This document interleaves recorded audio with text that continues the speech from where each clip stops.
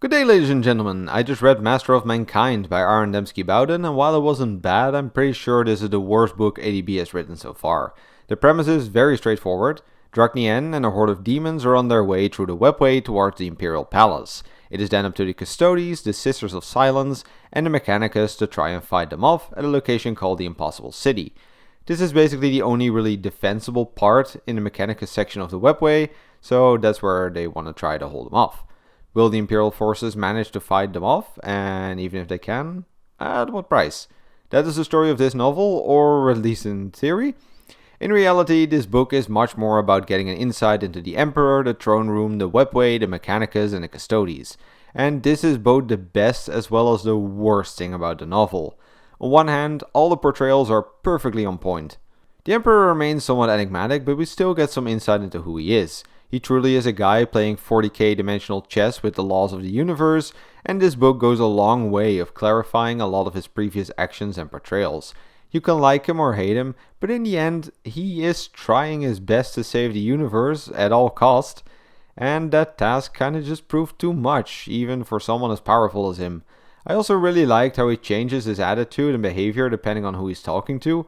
For example, when he's talking to a member of the Adeptus Mechanicus, he's extremely cold and logical, perfectly fitting their belief of him being the avatar of the machine god. But then when he's talking to a Custodes, he also reflects their arrogance and self-confidence while getting a lot more emotional. In a way, this book tells the reader everything you need to know about Big E to understand him, while actually telling you next to nothing. The Custodes, Sisters of Silence and Mechanicus as well are very well portrayed. We get an unbelievable amount of insight into the 10,000, ranging from the way they fight all the way to their relationship with the other factions. Same for the Mechanicus, where we learn a lot about the politics involved in maintaining the tense relationship between Terra and the exiled Martians.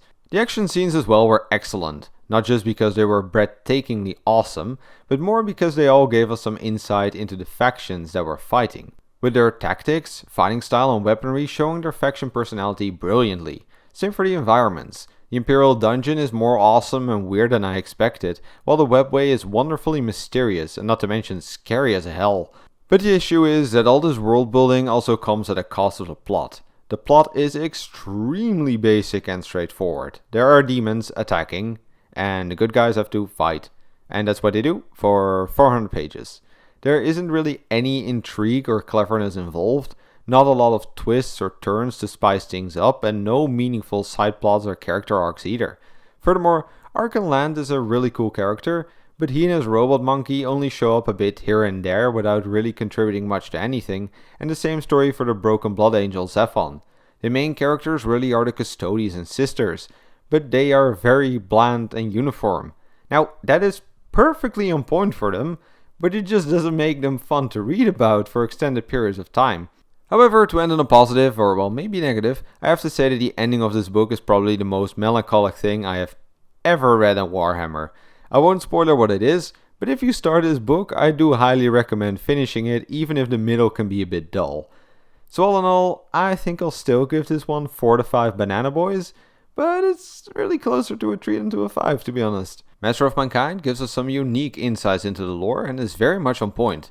However, by being so on point on these bigger than man characters, it becomes a bit emotionless.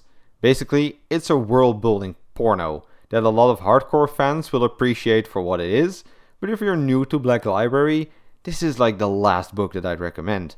An uncharacteristic novel for ADB who normally is a master at combining world building with plot. Regardless, that's all I got for you today. Have a nice evening, the book's linked down below, and don't forget your 90 prayers to Nagash.